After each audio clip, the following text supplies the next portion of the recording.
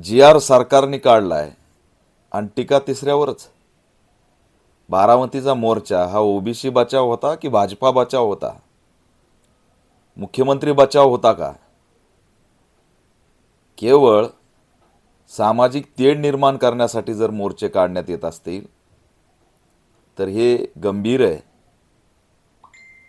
मुख्यमंत्र्याला शिवी दिली याचा जर राग येऊन मोर्चा निघत असेल आणि त्यात ओबीसी आरक्षण वाचवण्याची कसलीही भूमिका नसेल, आंदोलन करणाऱ्या जातीला टार्गेट करणं, मुख्यमंत्री ज्या पक्षाचे त्यांच्या विरोधात ब्र शब्द न बोलणं, हा मोर्चा ओबीसी बचाव होता की भाजपा बचाव होता? याचं उत्तर लक्ष्मण हाके यांनी दिलं पाहिजे। जी.आर. जर सरकारने काढला आणि तुमचं म्हणणं जर आहे की या जी.आर.मुळे ओबीसी आरक्षण संपत आहे, तर मग आपल्या भाषणामध्ये विरोध कुणाचा असायला पाहिजे? तुम्ही विरोध कुणाचा करायला निघालाय? जातीचा? त्या ठिकाणी आंदोलन करणाऱ्याचा? सरकार म्हणून मुख्यमंत्र्यावर मात्र मी बोलणार नाही, कारण मुख्यमंत्र्यांना आईवर शिवी दिली त्याचा राग म्हणून हा मोर्चा काढतायत। ओबीसी बांधवांना माझं आव्हान आहे की हे जे दिसतायत यांच्याकडं एका रात्रीत हे सगळं निर्माण करून रस्त्यावर दिसतंय ती त्यांचंच आहे ज्यांनी विभाजनाचा अजेंडा या महाराष्ट्रात राबवण्याचं षड्यंत्र रचलंय।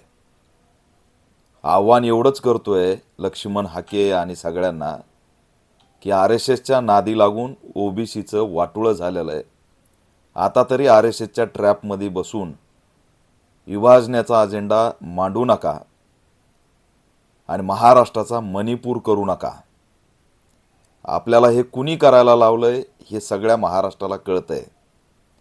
तुमच्या 1 तासाच्या भाषणात तुम्ही ज्यांनी अन्याय केलाय त्याच्यावर जर टीका करत नाहीत आणि समूहावर टीका करताय तर तुम्हाला ओबीसीचं काही घेणं देणं नाही।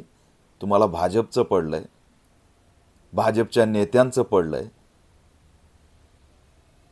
आणि रस्त्यावर उतरून जर तुम्ही व्यवस्थेच्या विरोधात बोलत नसाल, जातींच्या विरोधात बोलत असाल, तर हे सगळे अदृश्य कुणाचे मित्र आहेत हे महाराष्ट्राला कळतं, ओबीसींना कळतं। ओबीसी हा खंबीर आहे, इथला एससी एसटी खंबीर आहे, तो कुणाच्या हातचं भावलं होणार नाही। अपेक्षा करतो की आरएसएस पासून ओबीसीला वाचवा। आरएसएसला सत्तेत कोण बसवतं आणि आज तुम्ही जे करायला निघालात ते पुन्हा त्यांना सत्तेत बसवण्यासाठी मैदानात उतरलात। गर्दी भाजपाची होती की ओबीसीची होती हे असणारं सगळ्याला माहीत आहे।